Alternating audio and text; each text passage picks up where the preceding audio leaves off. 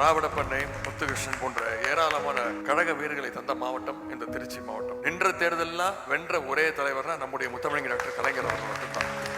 அதற்கு ஒரு தொடக்கமாக இருந்து ஒருங்கிணைந்த திருச்சி மாவட்டத்தில் இருந்த இந்த கொளித்தலை தொகுதியில தான் தலைவர் அவர்கள் முதல்ல இருந்து ஜெயிச்சாங்க. நம்முடைய திராவிட முன்னேற்ற கழகம் திருச்சியில எத்தனையோ மாநாடுகளை நடத்தியிருக்கு. 2021 சட்டமன்ற தேர்தலுக்கு முன்பு இதே திருச்சியில ஒரு மிகப்பெரிய மாநாட்டை நடத்தி காட்டினோம்.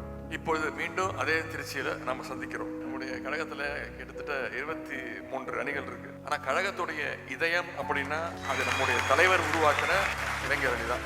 கலைஞர் அவர்களால் இயக்கத்துடைய முதன்மையான அணின்னு தொடர்ந்து பாராட்டப்பட்ட அணியும் இளைஞர் அணி தான்.